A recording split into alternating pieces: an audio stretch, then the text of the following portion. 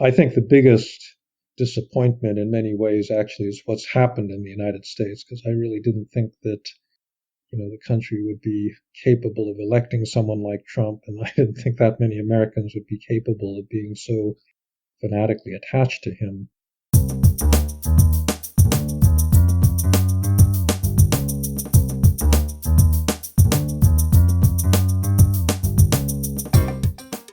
You are listening to In Pursuit of Development with Dan Banik.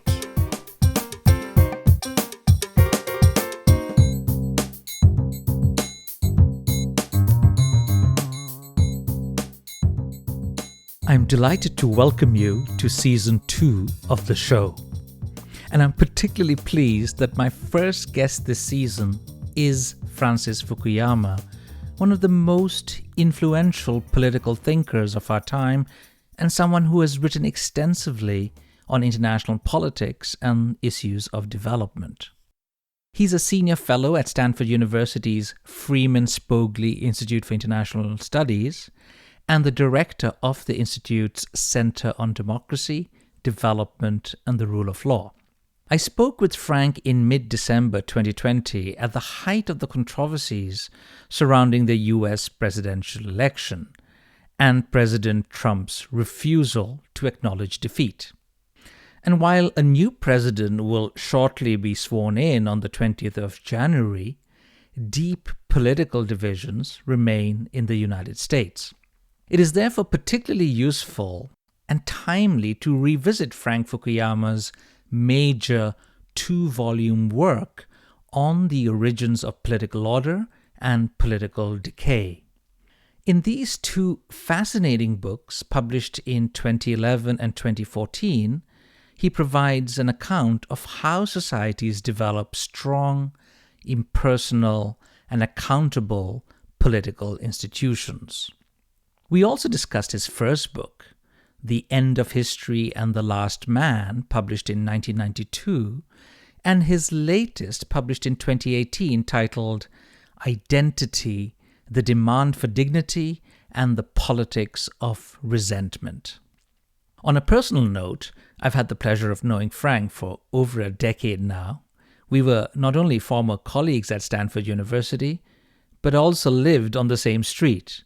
And every other day, Frank would jog past our house in Palo Alto. He's also one of the most versatile people I know. When he's not writing books and articles or giving a talk, you may find him woodworking in his garage in Palo Alto or in the picturesque town of Carmel in California. Check out his Instagram profile if you don't believe me. He's also a brilliant photographer who also happens to make a perfect grilled burger. In this episode, we discuss issues related to political development and political decay, state building, the relationship between democracy and development, and the rise of China. I hope you enjoy our conversation.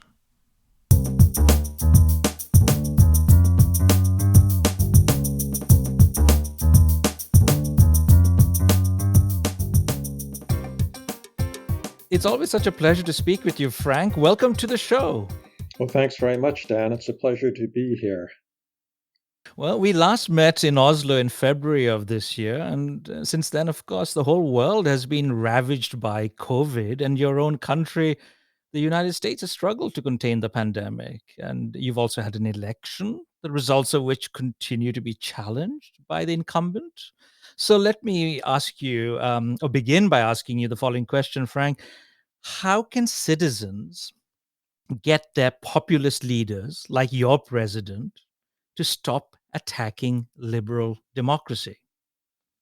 I don't think that there's an easy answer to that question. Normally, if you are living in a democracy, the answer would be you vote. You mobilize people and you get them to vote the populist leader out of power. That's the most decisive check on their power. What we're facing in the United States is something that really doesn't have any precedent in any modern developed democracy, which is a leader that simply refuses to leave office and invents facts and claims that he was the victim of massive fraud, when that is simply not true.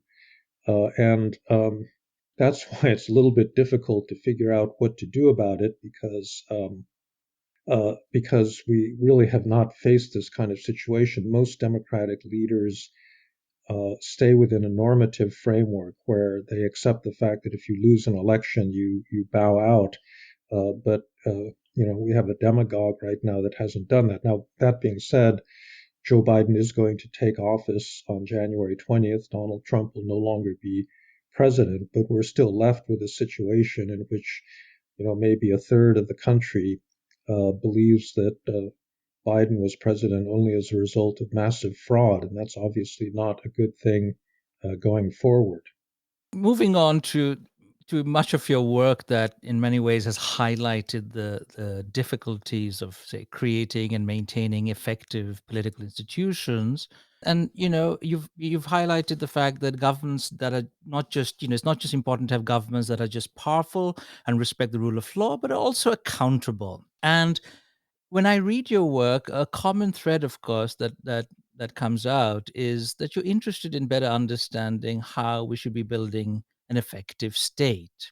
This theme is explored in these two really impressive and extremely well-written volumes on the origins of political order and political decay. And one of the many conclusions you arrive at in these two books is perhaps the fact that political development in the modern world took place under very different conditions than, say, those in the period up to until the late 18th century. So the question here I have for you is, what would you say are the major differences in these two periods? Well, I think historically, the way that political orders develop, first of all, extended over much longer periods of time. You take an issue like sequencing. You have a state, a democracy, rule of law, and one of the questions, and also other dimensions of development like economic growth. And one of the questions that comparative political scientists have been looking at is what's the best sequence in which to introduce these different types of institutions. And there was an argument that Samuel Huntington originally made way back in the 1960s for an authoritarian transition where you would begin with economic growth that would create the social basis for an eventual transition to democracy. And this actually is, the pattern that a number of European countries followed. I mean, they didn't start with democracy. Uh, Actually, I would say prior to economic growth, countries like Britain and the Netherlands had a workable rule of law that then permitted economic growth to happen. As economic growth happened, they developed demands, middle class, and then demands for greater political participation and eventually democracy. I think one of the problems right now is that because we're at the end of this process where we've seen successful development, it's very hard to sequence. If you're a country, let's say, coming out of communism, like Poland or Hungary or Ukraine, it was not possible at that moment of transition to say, well, we're going to behave like Singapore. We'll have an authoritarian government for the next generation. We're going to get rich, and then after that, we're going to transition to democracy. You've unleashed popular demands for participation, which are going to happen regardless of what level of development you're at. And in any event, it's not as if there's an elite in these countries that's controlling things such that you can say, okay, first we're going to do this, and then we're going to do this in another generation. Uh, the demands for change on all fronts is very strong, and I don't think that you can seriously sequence in the way that historically countries were able to do that. The other the other thing that I'm acutely aware of is the fact that we live in a very different international environment uh, where the connections between countries is very uh, tight. Information, people, ideas flow across borders much more readily than they did a few hundred years ago. This is good in many respects because you can learn things from the experience of other countries. You don't have to constantly keep reinventing the wheel. But it's also the case that you import things like rising expectations and um, disruptive trends in technology and other things much more rapidly than you did at another point. You do have an international development community which tries to promote the development of poor countries. This is something unprecedented until really the 1950s. It used to be that to the extent that rich countries paid attention to poor countries, it was to exploit them. And all of a sudden, you've got this big international industry where rich countries try to transfer resources to poor countries. And well, as you well know, that sometimes works and it sometimes doesn't work. But that's also a very different condition from what used to prevail. So I would say that those are some of the big differences right now. I'm glad you mentioned both of these aspects because in parts of your the first volume, of course, you talk about sequencing, and I'm not sure it's the first or the second volume where you also talk about the fact that maybe strong bureaucracies or having them first well established matters than let's say a quick transition to democracy. I don't know if I've understood that correctly.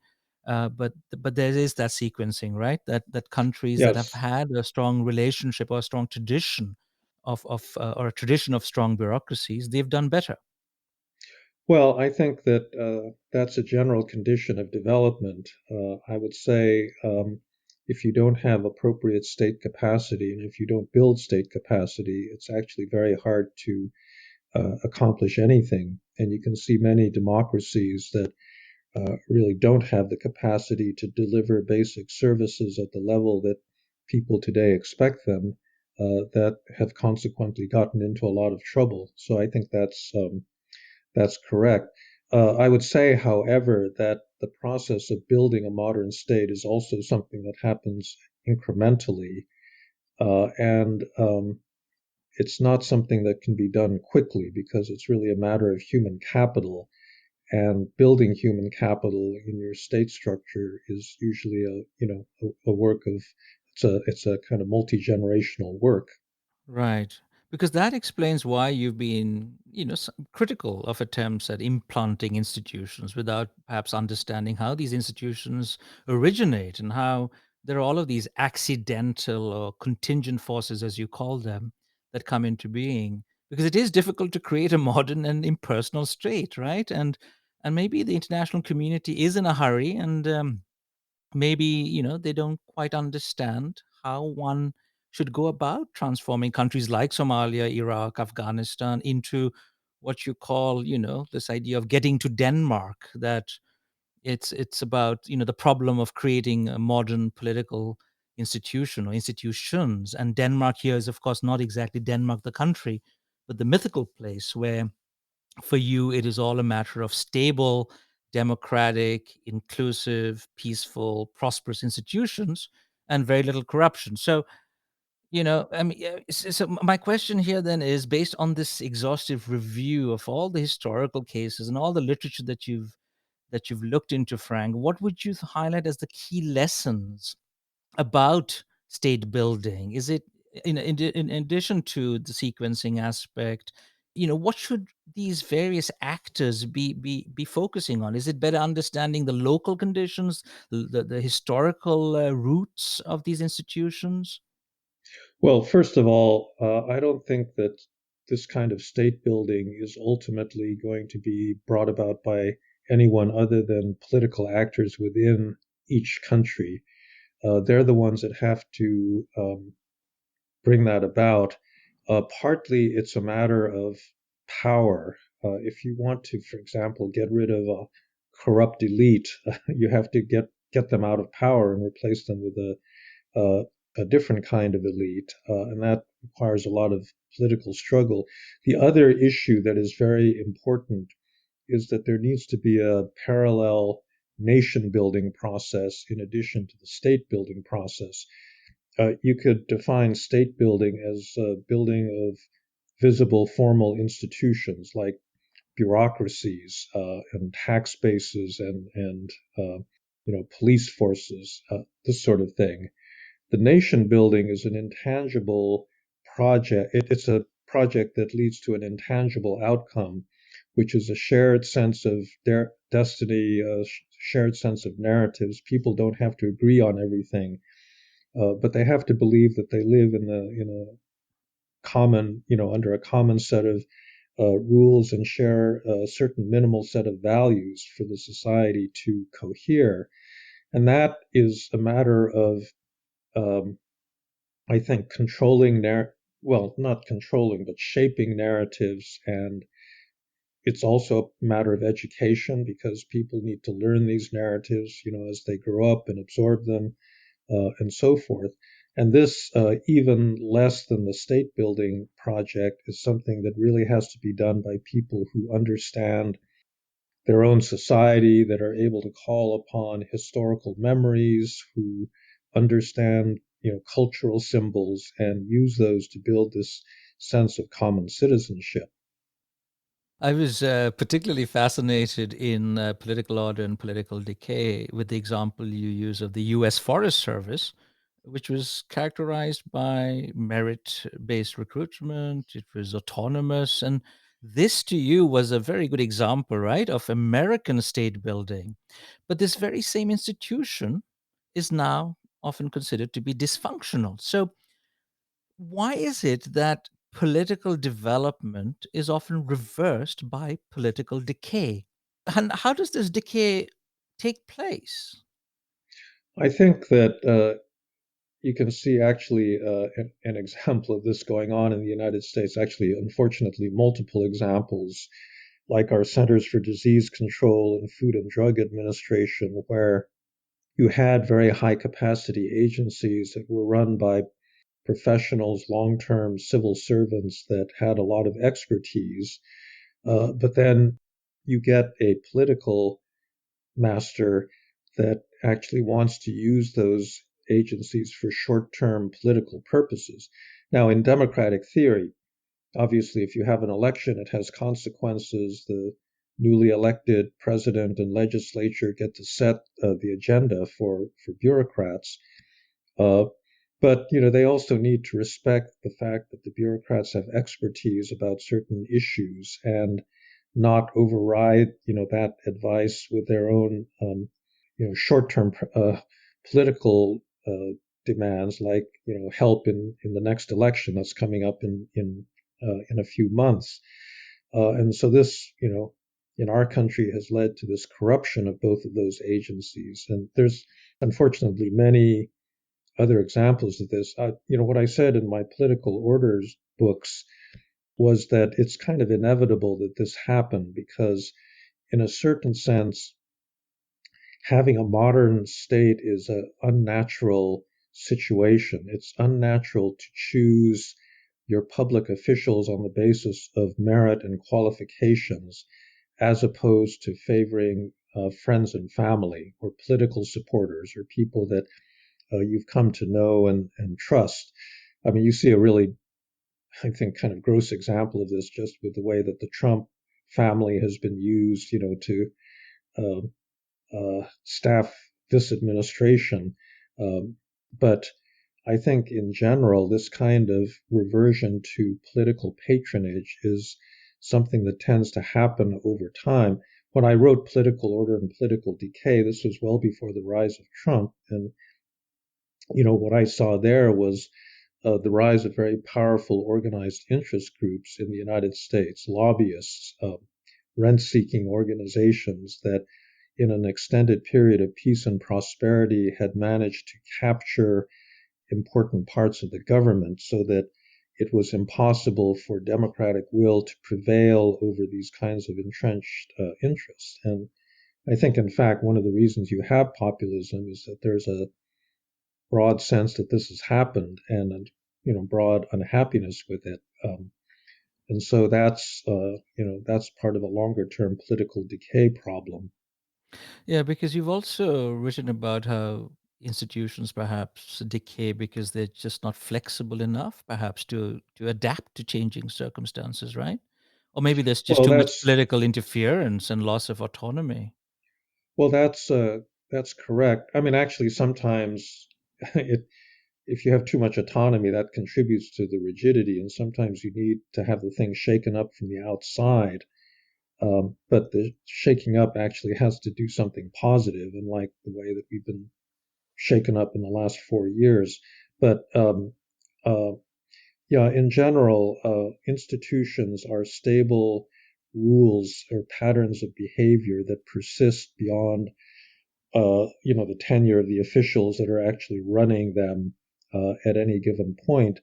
Uh, that's part of why human societies have been successful, is that we can create institutions and stable rules that govern our behavior. But uh, external uh, developments happen. You get exogenous shocks. You get broad social changes, and if those institutions don't continually adapt themselves to those new conditions, then you're going to get bad results because the system will be too rigid. In the U.S. Constitution, we have quite a number of issues like this right now that lead to a failure of representation. The Electoral College, privileges, small states and certain swing states way over other more populous states, as an example, or the current way we do districting, uh, which similarly privileges rural areas over big cities.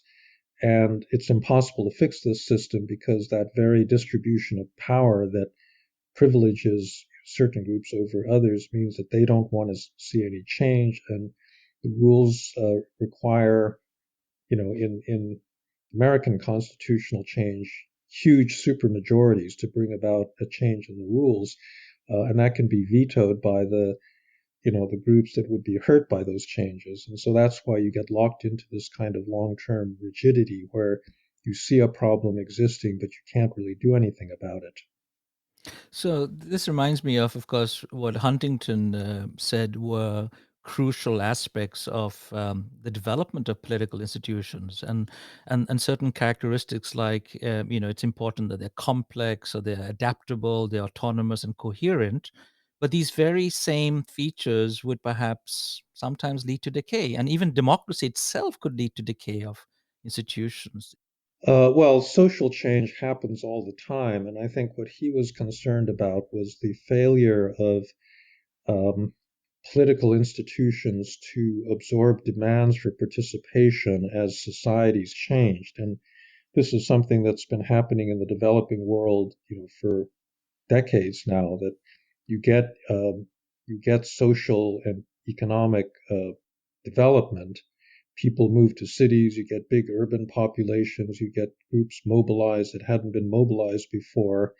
And the political system is still run by an elite that was appropriate for a very smaller rural agrarian society where things were locally controlled by big landlords or urban elites or groups like that.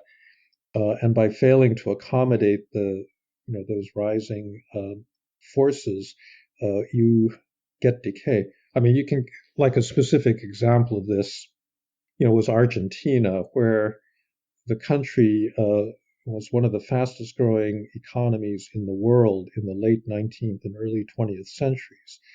And this brought about massive social change.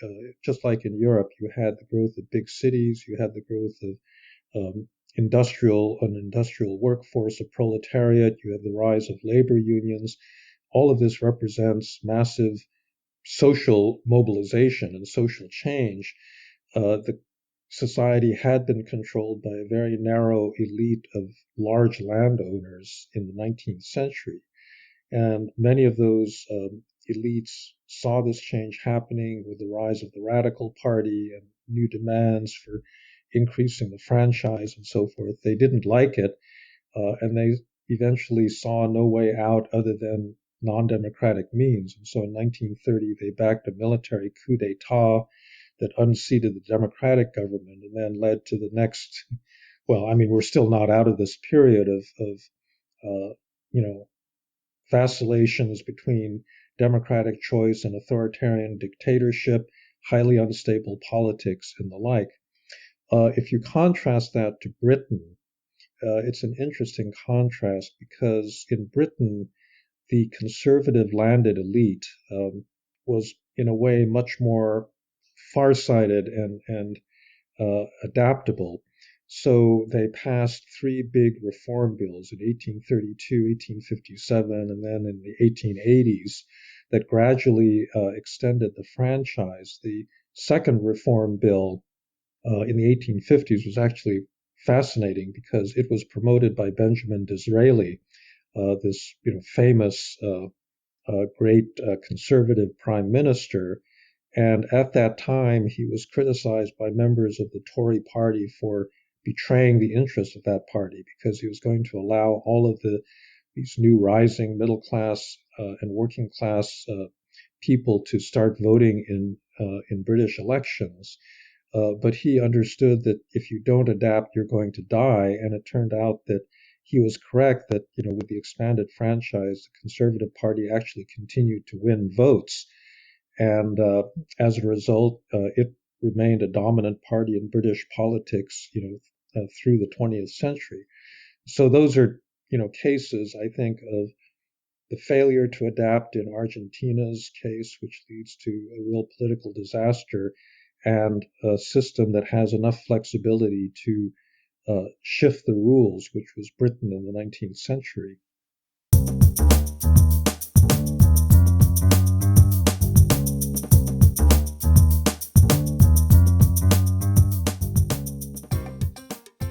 My listeners would, of course, be surprised and perhaps even disappointed if I did not ask you about your famous 1989 essay in the National Interest and the resulting book from 1992, The End of History and the Last Man.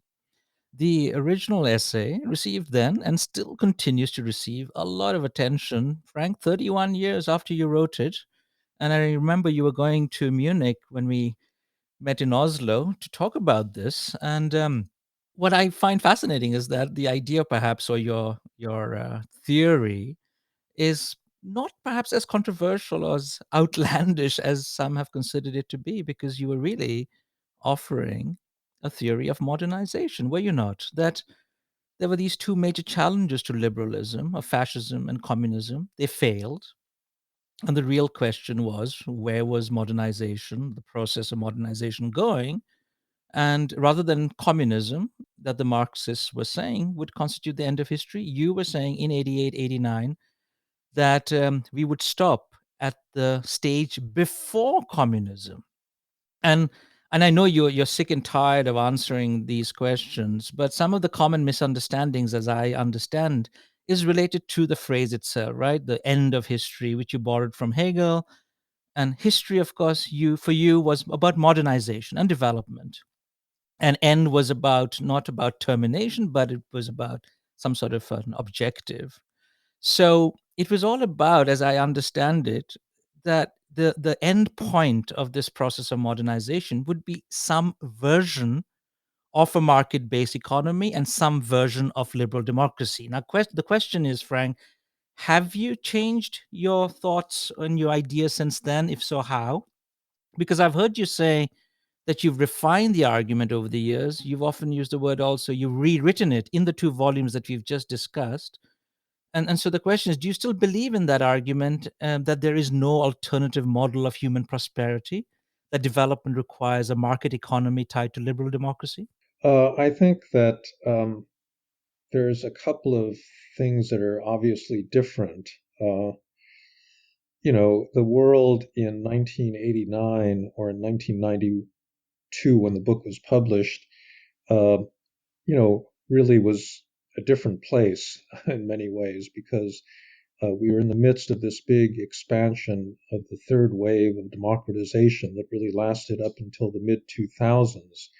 And the momentum was on the side of people protesting authoritarian governments and then uh, changing regimes to more democratic ones. And now we're in a period of very serious backsliding democratic recession, including in well-established democracies like the United States and other European countries.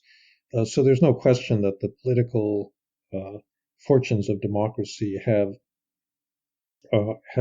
hit a big setback.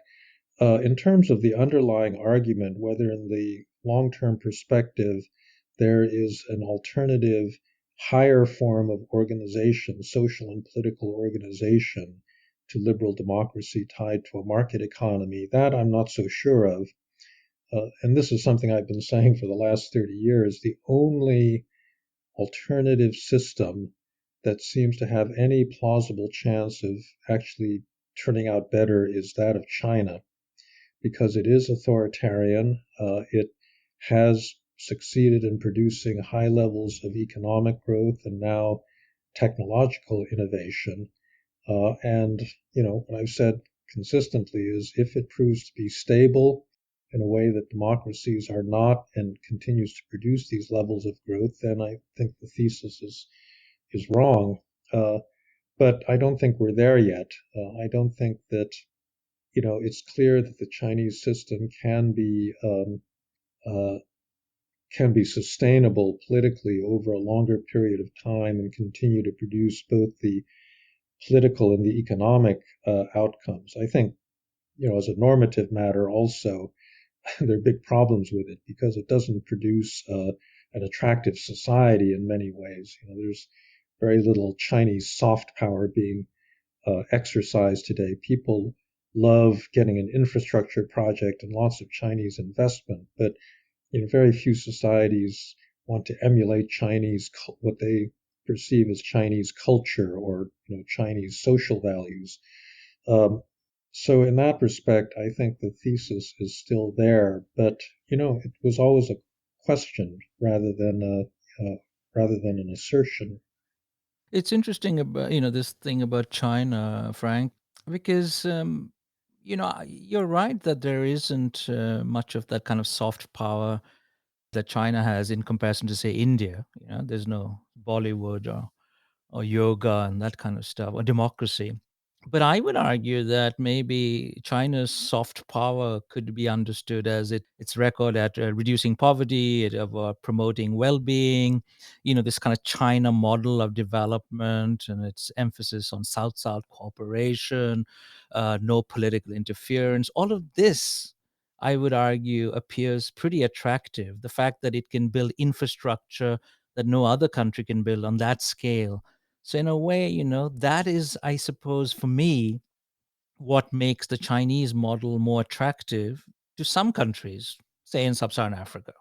Oh yeah, no, like I said, I think that it is the economic models that is their main selling point. Uh, but I think to be a world-beating civilization, you have to offer, full service menu, and economic growth, by itself may not do it in the end. And it still remains to be seen whether that economic model is sustainable. One of the things that's happening is that year by year, month by month, Chinese Communist Party is basically undermining the private sector in China to the point where we're just going to have to admit that this really it isn't a market-based economy at all. It's some kind of strange. It's a hybrid, not between a market economy and state capitalism, but it's a hybrid between central planning and state capitalism. And whether that actually can produce innovation and growth over a long period of time, as opposed to seizing up because of its own rigidities, again, that's something that remains to be seen. What about, the role of culture and Huntington's Clash of Civilizations? That culture is the ultimate way in which societies define themselves. That there will be some, how many was it, 7 or 8 cultural groups that would dominate? That there's no reason to think that one would develop similar types of political institutions. Well, this is an issue I dealt with in my last book, Identity, where I argued, and actually this is simply a reprise of an argument that I actually made in The End of History and The Last Man, but that one of the threats to a liberal society is this quest for identity, where you have the desire a communitarian desire to be bound to other people on the basis of, it could be religion, it could be nation, it could be skin color, it could be gender.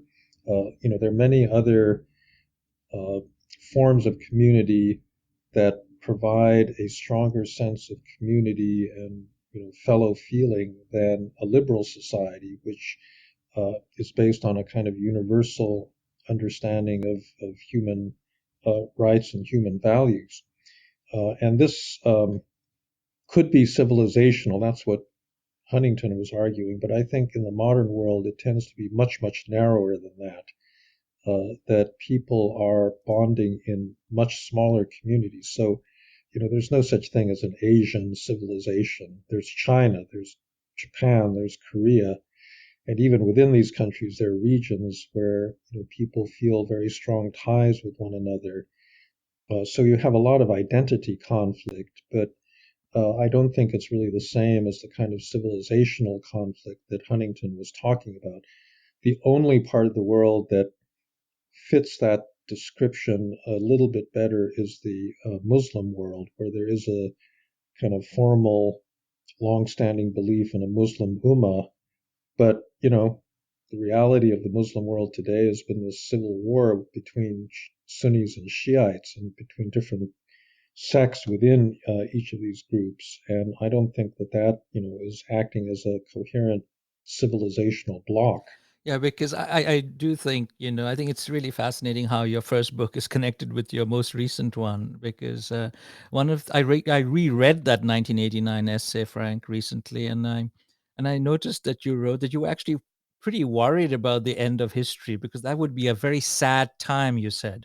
That, and I quote, the struggle for recognition, the willingness to risk one's life for a purely abstract goal, the worldwide ideological struggle that call forth daring, courage, imagination, and idealism will be replaced by economic calculation, the endless solving of technical problems, etc. And end quote. And you've often in your talks you've highlighted the fact that what is often lost is the last part of the title of your book, the last man, the Nietzsche's idea, right? That there's kind of a man without anger or pride and aspiration because all of his needs are taken care of. But you basically make that argument that humans may not like that situation. There's this inherent desire we have for a struggle, to rebel. And in the identity book, you highlight the Greek word thumos, which is the human demand for respect and recognition. And without such recognition, we get angry. And modern politics is therefore about the struggle for recognition. So the question is it this lack of recognition that many groups around the world feel? Is it the fault of globalization, as a lot of people are saying it is? It's the elites that have benefited. It's the elites who do not offer adequate recognition of these angry people, and that this is perhaps the most important factor undermining liberal democracy. Well, I think that's a very large part of it. I think that there's been this huge divide that's opened up between urban, modern agglomerations where you have large numbers of relatively well-educated people that are open to globalization and the international world versus more conservative rural areas, and that's really sociologically been the basis of power for populist politicians, from Putin and Erdogan to Trump and the English conservatives. Um, and that, I think, is partly an economic divide because the urban areas are the ones that have been growing most rapidly. But I think the cultural divide is more important, and that's where the issue of respect comes in, where many people feel that many important decisions were taken without um, consulting them or without regard to their interests, or not even disregarding their interest. Just elites not even being aware that there were people, that may not like some of the choices they made, like entering into these trade pacts or outsourcing jobs, to other countries. So I do think that it's respect, and the same thing works on the other side. I think that a lot of the social justice movements are really movements about respect. You think about the Me Too movement. Some of the great heroes of that movement are actually actresses or, you know, pretty well-off people that can't really be regarded in any way as economic victims. But nonetheless, as women, they are being disrespected by the men that harass them, and so that issue is really entirely a matter, I think, of respect. It has economic dimensions as well in terms of pay equity and so forth. But I think the thing that really underlies a lot of the anger is the disrespect that sexual harassment reveals towards women. So yes, I think that is a large part of our politics these days. But related to this, Frank, is this whole problem of global governance, this lack of collective action and accountability, and lack of democracy at the international level. Perhaps weak organizations. The UN can't be expected to solve these very important issues that one perhaps requires other international institutions. What are your thoughts on that, on global governance as you see it? I mean, your own country is pulling back, or will perhaps reverse its decision of pulling back out of the WHO, and President Trump has undermined multilateralism, and you've often in the past argued that perhaps U.S. dominance around the world, it's been hegemonic, and maybe and because of that there's been a lot of anti-Americanism. So do you see that changing in the next few years in terms of how global governance will evolve? Well, I think Biden is going to reverse a lot of the decisions that Trump made about NATO, about alliances, about the WHO, about the Paris Climate Accords. But I actually don't see that we're going to be making a lot of big advances in um, creating new multilateral institutions to handle some of these problems, even though the demand for them is there. Because I do think that a lot of the populist backlash has been based on uh, deep suspicion of, delegating authority to these international bodies, and there's a certain justification for that because a lot of them are really not under any kind of democratic accountability. So I don't really see a political basis for expansion. I think, right now, the best you can hope for is actually just to defend the ones that exist or have been created in the past. And some of them, I think, will continue to weaken. I think most of the trade liberalization agreements are getting a hard second look by a lot of people, including, some of the economists that were their biggest supporters, 20 years ago.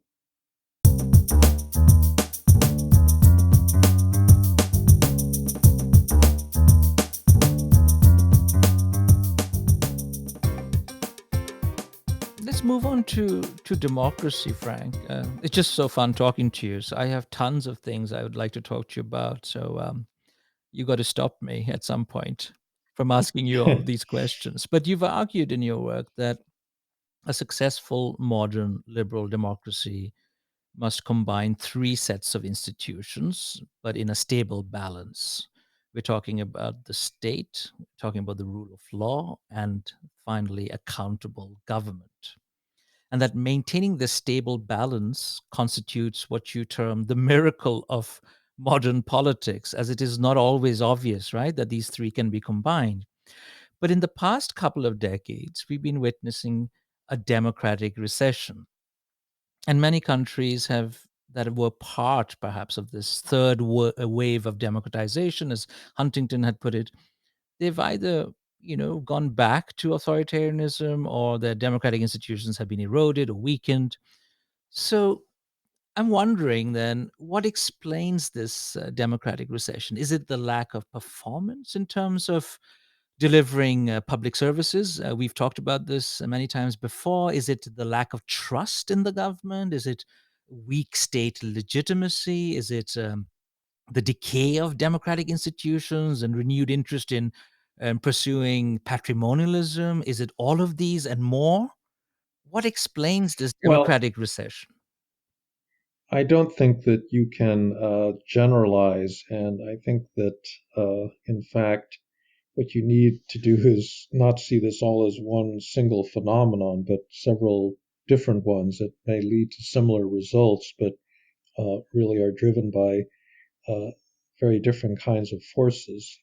In some cases, um, the backsliding is the result of it's this interplay between a weak state and accountability, where governments fail to deliver on really important issues that voters think are important, that leads then to their being delegitimated, subject to mass mobilization, and then eventually ousted. You're seeing a lot of examples of this going on right now in Latin America, in Peru and Bolivia and other countries in that region. Um, in other cases, it's not so much that. I mean, you're in a better position to explain to me what's going on in India right now because you have a similar erosion of democracy, but I think it's probably driven by different issues. Uh, it may be similar in the sense that the old Congress Party government really was very ineffective in delivering results, and people think that Modi can do better, because he's kind of a strong man. But I don't think that quite explains why you're getting also support for the simultaneous replacement of a kind of liberal sense of national identity with one that is based on religion and therefore much more exclusionary. That's not a necessary or obvious response to the failure to implement certain economic or social programs in the past. And Yeah, so I think the things going on in Europe and in North America are yet again different because there, you do have a former working class that had been the beneficiaries of an extended period of economic growth that are no longer benefiting from that. And that is a different phenomenon from what's happening in a developing country that really never had that privileged position of having a functioning industrialized economy, and that's again a rather different political dynamic. Yeah, I remember reading somewhere that you resemble the Indian democracy to sausage making. That it may look less appealing the closer one gets to the process. Now, we could use a lot of time to discuss India. There's one thing that strikes me, and that is this kind of fundamental disagreement in India on what the problem is, who defines the problem, and if it's something that everybody agrees that if it's visible or something, there's a common enemy. It's all good. It's this kind of disagreement on who gets to define, and again going back to your identity politics. It is. Of course, perhaps the lack of good and capable politicians. It may be just, the inability of the country to implement radical change. It is chaotic sometimes, and I sometimes wonder, that this chaos of India's democracy sometimes makes the Chinese alternative much more appealing to some countries. I don't know what your take on that is. No, I'm sure it does. I think that as I think about it, actually, India is kind of the polar opposite from China. China has always had a very strong state and a relatively weak civil society. Chinese people do not organize and protest, and well, they protest, but it's they don't have the density of social organizations that India does. And India has been in the kind of opposite situation where over the last 2,500 years it's had relatively weak central governments, but very strong society that's been organized down to a village level. And there's a religious infrastructure that's completely outside of the state. There's labor unions and peasant cooperatives and organizations and so forth. And I think that one of the problems in Indian democracy is a little bit like what's going on in the United States. I invented this term vetocracy, Yes. meaning rule by veto, where you have a democratic political system that allows a lot of groups to veto decisions by the whole. And I think that's true both in the US and in India, where, and you see this in something like infrastructure, where, you really have a big project that hurts certain people. And, we've set up systems that allow the people that are hurt by it to veto the whole project. And therefore, the bridge doesn't get built or the highway doesn't get repaired and so forth. Whereas in China, because they've got this strong state, they can simply override uh, those those interests and push for things that they deem to be in the general interest, which of course then opens the way to its own set of abuses. In that famous 1989 essay, Frank, you were very hopeful that China would become a democracy at some point, right? You wrote things like, well, especially when thousands of students educated in the US or other parts of the Western world would return home and all of these ideas would spread. But that hasn't happened, has it? So what happened to the influence of liberal ideas in China? And is what you often say that China's default condition perhaps is one that involves a strong centralized government? Maybe I'm paraphrasing Yeah, too no, that's much, but true. Well, a lot of things have happened. I mean, right now, for a Chinese student in the United States, it's not as if American democracy looks that great. that's true. Uh, and I can see that in my own Chinese students that, they would have said, we want China to be like the United States 20 years ago. But today, almost none of them will say that. And in fact, a lot of them tend to be kind of contemptuous of the United States. And it's also Uh, becoming difficult for them to keep studying in the US, right? There've been some yeah, that's right. It's suggestions. become less welcoming socially and in many other ways. Um, And then, I think it's really also the success of the China model, where they've managed to deliver on stability and economic growth. So I think people really don't want to upset that apple cart. So all of these things, I think, back in 1989 or 1992, I didn't anticipate that. They've happened. I think the biggest disappointment in many ways actually is what's happened in the United States, because I really didn't think that the country would be capable of electing someone like Trump, and I didn't think that many Americans would be capable of being so fanatically attached to him. I'm sure a lot of people around the world thinking the same kind of thoughts and the frustration and trying to understand how 73 million people could vote for somebody like Mr. Trump. The final set of issues, Frank, has to do with democracy and development and the dimensions of development that I know you're interested in thinking about. And of course, we've talked a bit about political development, about the state, the rule of law, democratic accountability, but that's only one aspect of socioeconomic development. And any change in political institutions, you've argued, must be understood in the context of economic growth, social mobilization, but also the power of ideas in relation to justice and legitimacy. So we have six kind of dimensions here: the state, rule of law, democracy, together with economic growth, social mobilization, and the evolution in ideas in relation to legitimacy. Is it then a matter of how these 6 dimensions are linked and the sequencing of these that determine the kind of development that the country is able to achieve?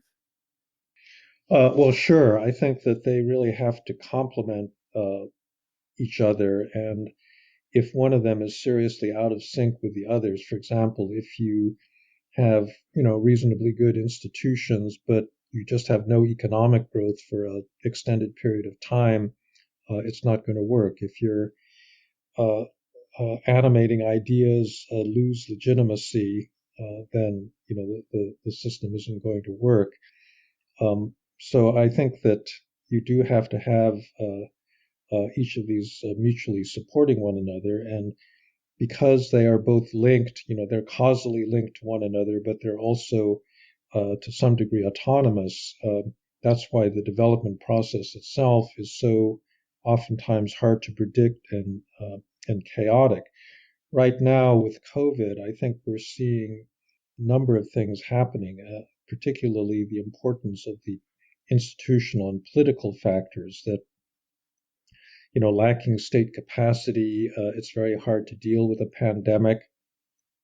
Lacking economic growth, it's very hard to compensate people that have lost jobs or to, keep them fed, that sort of thing. Even with resources and strong institutions, if you don't have social trust in the society, if you're highly polarized, you're not going to have a good response. And then finally, it's not just about institutions, it's also about political leadership. And if you don't have the right leaders, you're not going to have good outcomes. We've seen quite a number of examples of very poor leadership in the course of this epidemic. So there's not a kind of neat formula for how to get to any of these outcomes, and necessarily, like we started out talking about the sequencing, I don't think there's a single sequence either by which you get all of these factors to work together. So a lot of it is a matter of luck and your historical circumstances, the neighborhood you live in, and things like that. Frank, it was so fun to see you again, at least online, and to talk to you today. I hope we get to see each other again pretty soon. Thank you so much for coming on my show. Sure. Hopefully I'll be able to get on an airplane again. So will you. So thanks very much for having me.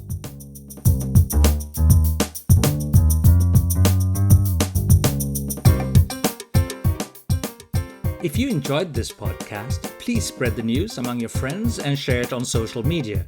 The Twitter handle for this podcast is GlobalDevPod.